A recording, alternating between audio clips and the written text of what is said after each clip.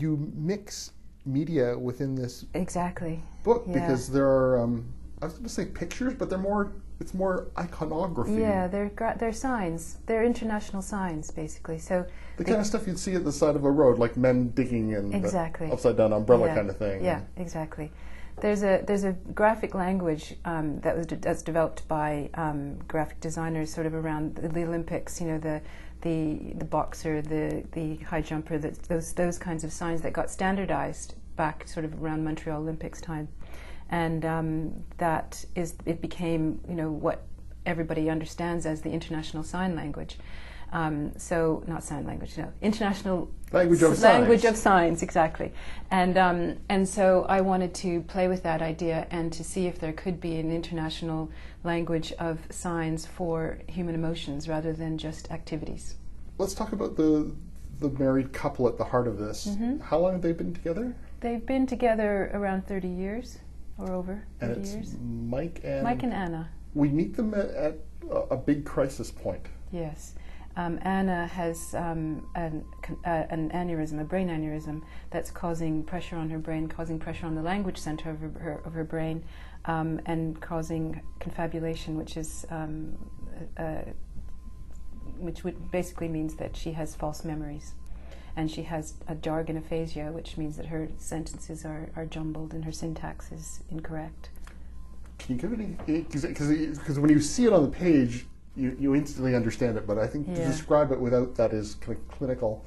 Yeah, so she will say things like cat streaming through the wood, that kind of thing, so that nouns and verbs don't necessarily fall into the right place. It could mean, please pass the butter. It could mean that, yeah, it could mean. We don't know. The narrator, Mike, doesn't know what they mean, and that's essentially the problem for him, is that he's trying to communicate with her, is worried about losing her, and has looking for a way to talk to her. Therefore, invents this sign, the language of signs, for his emotions.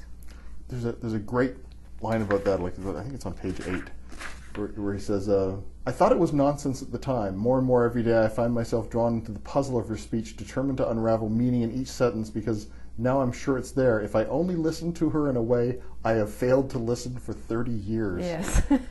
Ouch. It's like him and every other man on the planet who's honest. Apparently. It's very close to home. Yeah. No? Yeah. That taking people for granted. Yes. Yes. Especially the people closest to us. Exactly.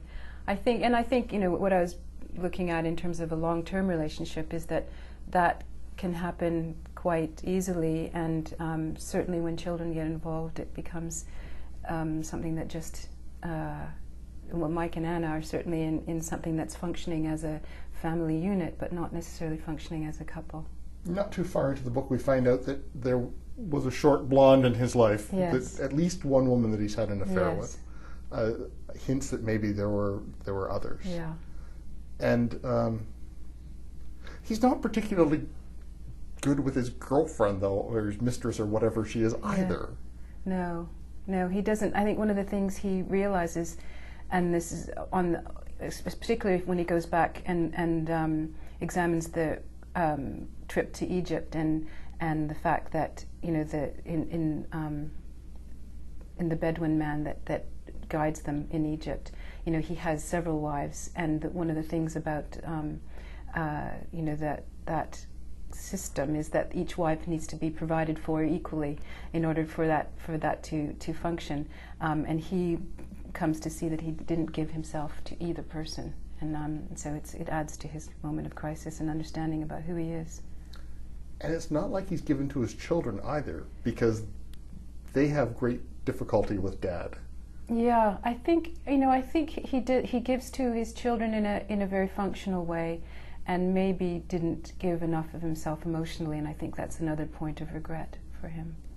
Well, I was happy for Mike, because at the end of it, the box is gone. Yeah. His last illustration, I don't want to give away what it is, but it's completely open. It is.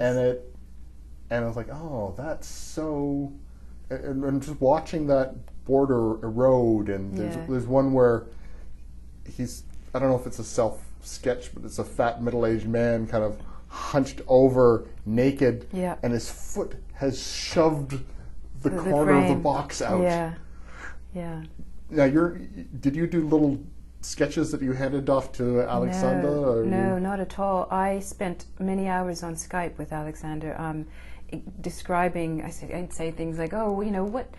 This right here, this point is supposed to be, you know, the international sign for awe, or the international sign for forgiveness, or you know how someone would feel in a moment of being frightened about death." So it was, and then we would talk about where it fit in the idea of the frames in the box, in the frames coming off, and where it fit in the idea of the narrative for Mike and the communication that he's trying to have with his wife. So it was more. It was a lot of talking, and because I don't, you know, I have no talent in terms of drawing or art, so. It was very much up to him as to what the content, what it looked like. We talked about the content, and then he would come up with what it looked like. The book is Vital Signs. I've been speaking with the author Tessa McWatt, and Vital Signs, published by Random House of Canada.